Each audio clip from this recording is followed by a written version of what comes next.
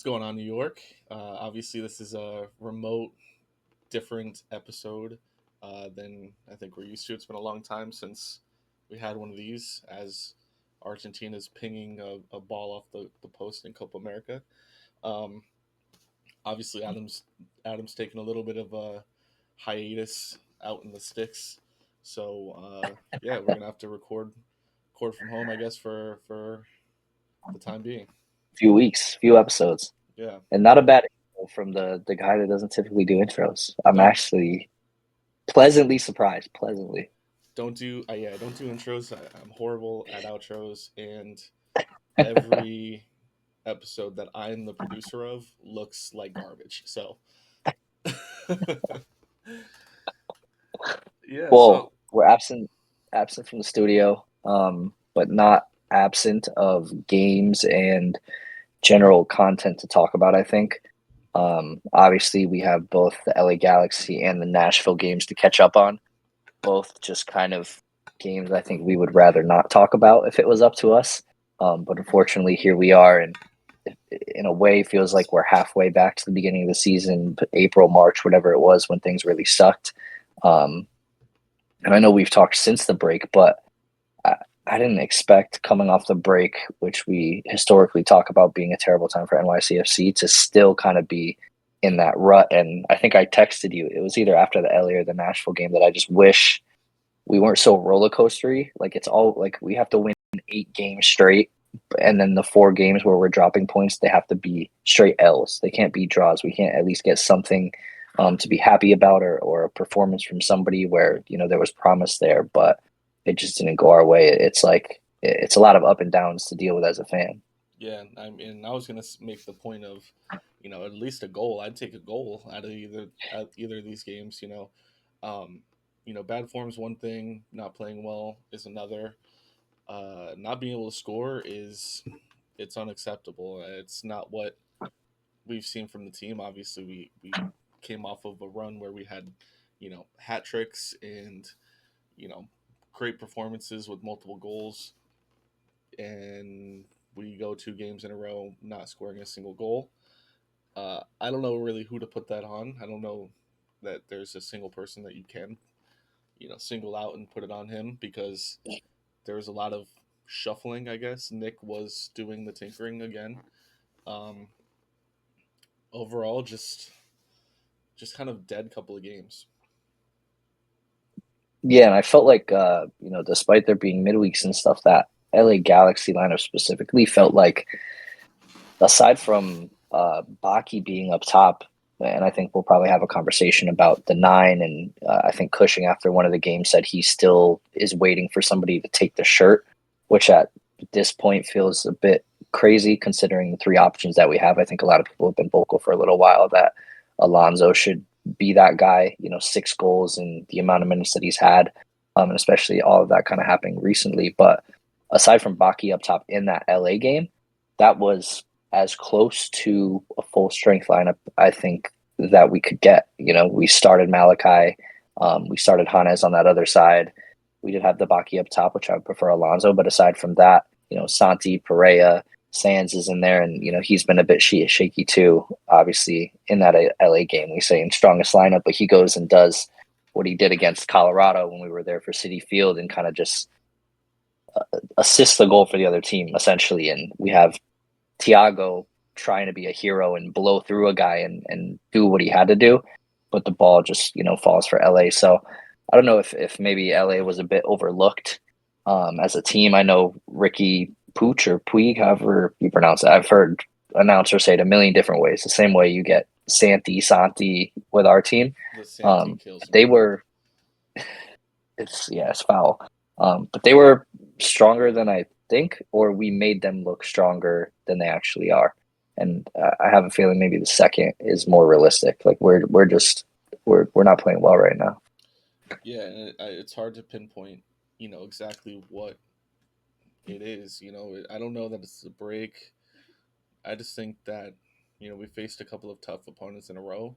It's hard to come off of any time off and face these type of, characters, especially, some of them being away. It's tough, and I think the way that that the Columbus game went directly off of the break, I think it did set a few things in motion in terms of people's, confidence and things like that. Just to lose that way, to play that well with a man down, still come back despite some like absolute cheddar cheese goals, like some horrendous goals, like specifically the one where the dude it just falls to him in front of goal. Everyone thinks he's offside, so nobody moves, and he just taps it in. It's like that ultimately sealed us in that game. And I'm sure you saw by now, and a ton of people should have, that they put out their little instant replay pro referee thing on YouTube. And I'm not sure if it was the head ref or the VAR ref, but one of the parties that were talking to each other on the replay of that Farsi goal, or not Farsi goal, but that Farsi foul where he drew the penalty for them, that, all of us were pretty much calling bullshit as soon as it happened. It was either the head ref or the VAR was saying they did not think it was a penalty and that Farsi was going down way too easy. Yeah. So regardless of which party it was that was saying that, I think, it's good to hear that there were pro referees of some kind on our side, but just, it's kind of upsetting when it kind of consistently happens. And in my opinion, if a goal like that doesn't end up going in for them, it doesn't give them that momentum. And, we probably can seal that at home, and then maybe a slump like this doesn't occur. So it's hard to figure out how many points can be attributed or dropped because of a poor moment like that from the officials, which it sucks to talk about because it feels like making an excuse, but you really can't understate what that can do to a team, and especially during a game like that where the hype's insane. MLS Cup returning champs. We obviously have all-stars probably on both sides of the ball, Malt returning, all these storylines coming off break. And to have it be about a ref is it's annoying, honestly, from where we were so high before the break. Right. And then, obviously we lose that game. We go into, an LA Galaxy game away. Super tough game, period, at any point. But obviously at that time you're down, one of your fullbacks. You have another fullback coming directly off of injury. It's a million degrees in LA. And not like by the beach LA. Like this is like you don't want to go to this area LA. This is not fun LA. Yeah. Where it's absolutely cooking. All the players all they can smell is the food trucks that are, 14 rows up, where everyone's going to get in their street tacos and everything. And all the tourists have left for LAFC. They no longer care about Galaxy. That's the old toy they don't play with anymore. Exactly. And so you go into that game kind of, not necessarily banged up, but you're resting some guys because it's a midweek, super super hot. Down a fullback, got another one coming back from injury. You lay a donut. 0 goals. You concede 2. Really, no parts of that game did we look in it. Personally, to me, I didn't think we looked in it at really any point. The Nashville game, I think, was a little bit of a different story. I know we were texting during it, and while I was watching it, and it felt like we were at least in the game, and that was a positive for me. But again, going 90 minutes without a goal, not to be Madden, like you literally can't win if you don't score more goals than the other team. It's extra weird when Maxi is showing up as the poster boy on Twitter for the lineup, and it's him getting his first start, and maybe that's the win and the sales that we need. And I think a talking point certainly on our show, and it kind of transferred over to Twitter a little bit with Blue City Radio quoting us, talking about the partnership that has been long awaited between Maxi and Baki. I think we saw a little bit of it last year, when Baki first arrived, and a month or so before Maxi ended up going down with that injury. But this is certainly the first time of this year where they've gotten to cook together, or not cook together, I guess would be a better way to put it. We've been hopeful that Maxi could be the key that unlocks the lock or the curse that Baki has on him, whatever it may be. And it just didn't. it didn't come to fruition. It was not something that happened. And that worries me for Baki because it felt like, I don't know, it felt like Maxi might be able to turn him into, the striker that we would want him to be, sort of like he did with Alonso. And it's, Maxi can only do so much. Don't be careful because I saw where I see your brainwaves sometimes, and I saw where your head was going, and you almost Oh, I said, wasn't gonna say Tati. You I thought I was don't gonna say know. Tati? No, that's not gonna happen. It seemed like you were getting close there, but I mean, Maxi might just spread those 19 goals that he gave Tati out amongst two different guys, because I don't know if Jovan could hit something on frame. Period. So Alonso and Baki, hopefully Baki at some point can figure out how to accept the production that Maxi's could potentially give him. yeah. I mean, at this point though, I think that you know Nick Cushing would find a way to rotate Tati. Even at this point, like I wouldn't be if you gave me 30 games in a row. If I said that Tati was going to start every game, even in the form that he was in, Nick probably finds a way to tinker and get him out of the lineup. So I don't know. I don't Well, if especially in that Nashville game, it was pretty heavily tinkered, and I know we're working with midweek matchups, but not to call him out again, because I know we went pretty hard on him for that Columbus game and getting the red card early. But again, Lenich was looking not up to the job in yeah this game against Nashville. And I think we've seen kind of similar issues, especially with some young players, like when Malachi first started, and it's sort of been an ongoing issue for Lenich, where it appears that his confidence going into the game will have a major effect on the performance that he provides. yeah Um, and I'm not sure how, it's difficult to get over that, because if you keep playing like shit, I don't know how you generate confidence to get yourself out of that rut. yeah, it's difficult, and the team I think is suffering from its midfield not performing well. Sands hasn't performed well. Perea hasn't performed well. Keaton has performed well when he's in there, but obviously he came in late, I believe, in not Montreal. I'm looking at Montreal, but in the Nashville game or the Galaxy game, one of those two, he came on I late as a believe sub. Galaxy. Galaxy, yeah. Yeah. So he comes in late, and he was pretty much the only person I think that game that was willing to pass it to O'Toole. Like O'Toole was being completely shunned out of the performance of the team completely, and I think this team has performed well when the midfield's doing well, shockingly, and when we're using our wings effectively. I think those two things have to happen for this team to perform, and that we haven't seen that in 2 games straight. Um, Yeah, our left side in general feels completely underused, and maybe it's highlighted more so by Nashville, because it did seem like there was an unwillingness to get the ball out to O'Toole, who I think, in both of our opinions, has done a ton of growing on the attacking side of the ball, the defensive side of the ball too. I mean, in general, the player that he is today versus who he was maybe at this time last season is night and day. He's probably one of the shining stars of players that have been developed under Cushing.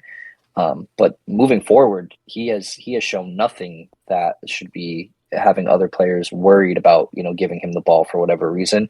And then obviously with Nashville, he has Ojeda in front of him, who I think he had that great goal. What was it? Was it right before break or right after break? Against Columbus, I think right after break. yeah, yeah, Kind of in Columbus. the it was either the first goal or the second goal, but it was in the dying effort of trying to save the game, where he holds a play and he tricks him and then kind of tucks it top right. But aside from that, we've been pretty vocal that we don't feel we've seen enough from him to warrant starting him over Malachi for sure. And at this point, Malachi started for LA, so I guess when you're 19, your legs do need at least a little bit of rest. But starting him over maybe a guy like Thales Magno, which I think there needs to be a conversation about, is a bit silly to me. And I'm fully on the train of Thales Magno should be getting minutes for this club at this point to see what he can do in this new system. And I'm not sure. Did you see the quotes from JR Yeah, after the LA game? not not things that you want to hear, but honestly, I'm not surprised, and for me, I've been pretty vocal on the fact that I don't think that he fits into this team. And if Nick came out and said that tomorrow and said, "Look, like Talles is a great player, great person, he tries really, really hard, but the way that I want to play and the way that this team plays, he just doesn't quite fit that role." I'm kind of cool with that. Like, we've seen spotty, I guess contributions from him for many, many years, and I think we're still kind of holding on to the hype of the Talas that came in and helped us get a chip. Like that's kind of Mm, he came in for Tati when he got the red card, and was serviceable enough to get us to the championship game. Outside of that, have we really seen a consistent 3 days from him, or 3 games rather? Probably not.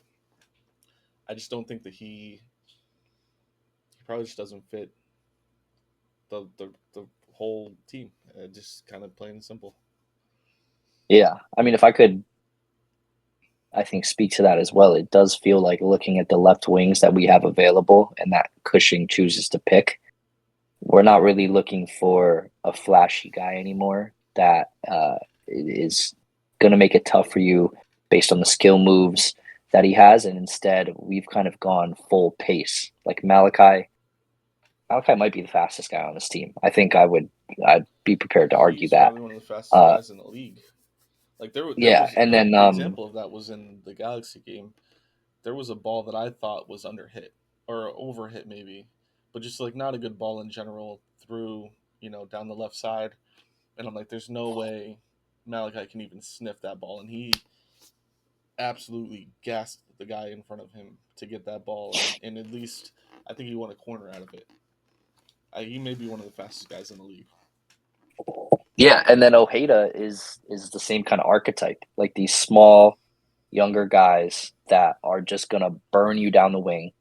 And yeah, but Maxi and Santi on a few occasions they have played some kind of through ball where it looks like it's lost to the defender, and they have the pace to like run around the guy and still kind of beat them to the ball. So if that is what we're looking for out of a left winger at the moment, then yeah, I'm not sure you can find room for Talas in the lineup. Yeah, and I Because think you lose the ability to do those things. Maxi and Santi can no longer play that way that they've been accustomed to with these kind of speed guys running up there. well, I just think that when you look at it, in my opinion, the perfect lineup is Hana's Alonso Santi with Maxi at the 10. That to me, there's really no other way you can cook this team if you want to play the way that I think Nick Cushing wants to play, which is to win in transitions, to be able to hit on a counter attack really, really quick.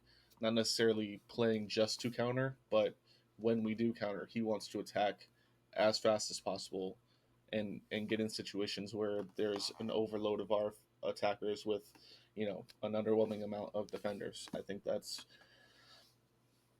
shown specifically against San Jose because they suck and they allowed us to play exactly the way that we wanted to play, and so we splashed 5 on them. That I think that lineup allows you to do that. That lineup allows you to win in midfield and to have wingers that are just gonna blow through wingbacks. Yeah, and it feels like in general he's trying to push a sort of, and we haven't seen the last 3 games, so it may be hard to ID at the moment, but uh, just bringing a level of aggression to the other team where and just a domination of possession as well. Like we are fully in charge of the ball, and we're being relentless with our press, and these are things that we haven't seen. We need to get back to doing this if we want to win games. Um, and yeah, I think that has been what's been missing from the last 3 games is like a fire in the players. I know Columbus, we called out that it felt like they just weren't sharp, but I think we're over the sharpness thing now. It almost feels like a lack of a motivation or something at the moment. And I'm not sure if that first loss and maybe I'm sure Cushing went in there and was like, "Hey guys, we won this game, but the ref screwed us." And there's arguments about if that is something smart to say to the guys or not. But that might have gotten them down, and now they're kind of in this slump spot. So we always knew there would be ups and downs. There were definitely moments on the show where when we were 9 unbeaten or whatever it was, that we were trying to remain realistic and know that the slump was coming, and it's here. So Yeah, I mean, I think we literally looked ahead at some of the games and we thought, it's very possible that with these matchups we can lose 2-3 on the bounce, and here we are. But luckily, here we are. yeah, luckily, we're in sort of a time of the schedule where games are happening quick. You got one after another. You got some midweeks mixed in. We go again on Friday against Orlando. Directly after that, we're going Wednesday. Right after that, we got a Saturday game. So we're looking at 3 games within the next 9 days again, against opponents that Orlando's in 10th. I think Montreal are in 14th. Austin, I think And they're they're both in at 10th, 14th in their conference. So these are teams that again, like we said, we can go on 2-3 losing streak. This could be 2 or 3 back. Um, for the boys and I think easily. the next two are home games as well, right? So Yes, all an but opportunity to turn it around. Austin, which was a conversation for the boys. I don't know. Right. We never really decided on that one, but who knows? Maybe it could be a spontaneous trip out west. I will say things would definitely have to turn around because there's no way Yeah, I'm yeah, flying on short yeah. notice There's no way we're to grabbing like Austin to eat five a hundred L dollars to lose. on America's weekend in Texas. I'm not doing it. Fair. I mean, to be in Texas on America's weekend could be worth every penny. Um, Could. but yeah, I mean, So what's your outlook right now on the team? yeah, I mean, I still have lingering optimism from before the break. I fully expect, Orlando. I could see, sort of a tough performance, and maybe we get a draw out of that. I would love a draw at some point, which sounds crazy, but like just balance me out. Like I'm tired of going high as high and low as possible. So maybe a draw against Orlando, and then Montreal at home as well. But them all the way down in 14th, which seems crazy. If 2 years ago we were in the Eastern Conference Finals against them, and Chanot's on the side with the penny doing the Yep. pep fingers. Uh, it's such a fall from grace, and I know they lost Nancy, but I think we probably get a win against Montreal, and then I can't call it with Austin, also known as NYCFC 3. I can't call it. We'll have to see where we're at then. I mean, just looking at the schedule for me, I can see us going like 5-1 going into League's Cup in a month from now. Yeah, It's very, very possible. I mean, we play Orlando, we play them at home, and then we play them away as well right before League's Cup. Got Chicago, Atlanta, Austin, and Montreal. None of those games really winnable, scare me. I think winnable games. Austin is the only one where maybe we go in there and we get a 0-0 draw or 1-1, something like that. With it being America's weekend, that place is going to be packed. They're going to be screaming. It is. It's going to be a tough game for sure. Chicago, I don't think they're not going to have Shaqiri back, right? Uh, I guess it But depends, right, on how well, because he on can get how knocked well out. they do in the Euros. Yeah, Yeah, but most likely, I mean, who knows? But those, I mean, you're looking at possibly 5-1, 4-2. I think yeah, it would be nice to mix in some draws there. I think we only have 2 on the season, so it's been very much win or lose for us, which you alluded it to as a has. crazy roller coaster. It's just a weird thing. Um, so I think that about does it. But I wanted to pose a question for you from Twitter. I'm not sure if you saw it, but I know it was making its way through the NYCFC group chat. So somebody asked the question, and I feel we will be on different ends of the answer for this. So I think it'd be fun to talk about. If you'd rather that your club team wins their league, or your nation wins the World Cup, which seems crazy. Those are two completely different things. So I think maybe we elevate it to our club team wins the Champions League, the CONCACAF Champions League. I think to put them both, Which it would have to be like, NYCFC probably does like the treble, would be equivalent to the national team winning the World Cup. I was prepared to pick NYCFC just taking the Yeah. league. So the treble, I'm over the moon. I'm over the moon with the treble.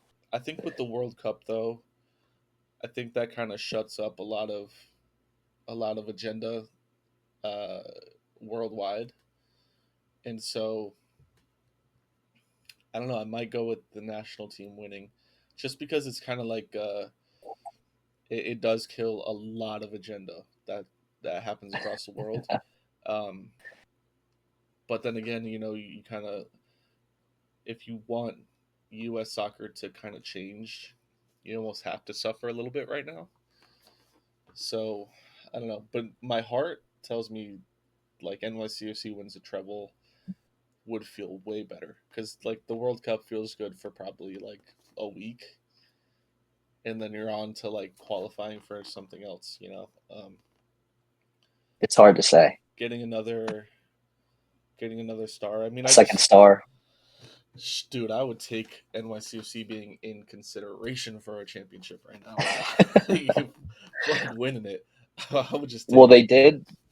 they did specify 2026 too, which if we could push it back a year and we find a way to win it at home, first season in the stadium, I think we'd be hard pressed. And let me just say this, in the NYCFC group chat, it was far and away we want America to win a World Cup. Aside from like two guys, everybody else was full blown World Cup. But I feel like if we were to rephrase it, we win it at home in 2027, first year with the stadium. I feel like we could get a bunch of people to hop off that World Cup ship and come back to NYCFC. Well, I mean, also you have to think about the fact that us winning it at home, people are going to put an asterisk on that and say that it was rigged or it was this or that or you only won because you're at home, and no matter what, they're going to find some way to discount the achievement. So I don't know. It would be hard to pull me off that World Cup though, because that would hit. I knew we would differ, and especially if it's in America, it's gonna be at MetLife, like being 2 hours from home and celebrating a World Cup win would genuinely hit like crack. Yeah, that's gonna be an interesting time. So if you listen this far, let us know which one you would choose below. You could choose, any one of the scenario. We gave like 40 different scenarios to cut it. Well, what would get you to switch from your position based on whatever your position is? I guess if you're a World Cup, let us know what would get you to switch. Whether it's the treble it's going to take just CONCACAF. Is it going to take doing it at home in the inaugural stadium season? Because I think that would get a lot of people over. That would be, a special moment. Would it take having Griezmann be on the team to do it? That was definitely a checkbox for me. No, for me it's Lingard. I think the ship has sailed on Jay Lings fully. Unfortunately. I entirely forgot how I was going to close the show out. Oh, yeah, no, I was going to say there needs to be something done about this press conference international stuff. Like when I went to US Germany, that was completely bone dry of anything in terms of, I think they gave me a water bottle, which like I respect. I'm going to a game for free. I'm thankful. I'm appreciative. But the picture that we saw of people getting charged almost $30 for a glizzy, I think a SoFi, yeah, for a shaboing boing is crazy. Like, there's no shot I'm paying, and that's if we're going to the World Cup, they may charge us $60 for a shaboing boing. I mean, yeah, Yankee Stadium chicken bucket for like 25 is gonna feel like pennies at the World Cup games, and well, you can feed a section off of a chicken bucket. That is just one glizzy. one glizzy the and you are angry commercialization. at halftime. It's gonna be yeah, and imagine your team loses Right. or is down when you're eating this $30 glizzy. It's a potential nightmare brewing, We need and to get I that think fixed. the World Cup in general in the U.S. is going to be an interesting one. This Copa America is like a dry run, and from how it's going so far, Not good. we have some things to learn as a nation I when it mean, comes to hosting soccer there's a events. referee that literally collapsed during play today in Copa because he was so hot. Yeah, You that's know, just crazy. if that happened in And I think Qatar, the way that the media would light up Qatar. yeah, and it was either late last night or maybe it was even this morning that I saw it on Twitter that they were just laying down like the I don't know if it's artificial or if it's just sod that they have for MetLife for the Argentina game, like within 12 hours of the game being played, Yep. which just I seems mean, I'm looking at it right now. wild It looks like carpet. to put some of the most expensive knees in the world on that surface is scary to say the least. Yeah. Well, I'm hoping. Well, because I guess they grow this grass somewhere else and they transport it here. So I don't know. And then they lay it and sell it, whatever. Turf Anyways, conversation is not worth it. even with remote episodes, we find a way to waffle our way into a long episode. Um, so we will see you guys after. Who knows? It's hard to It's say. hard to say. Friday maybe, Luck of the draw. maybe Montreal. I think it'll depend on how the games go. It'll depend on how the games Right. go. Yeah. So maybe after Orlando, maybe after Montreal, Montreal. maybe after Montreal, because then it's a Friday. Then we get record like on a Thursday again. Um, Yeah. so yeah, we will see you guys next week. Peace. Yeah. Peace.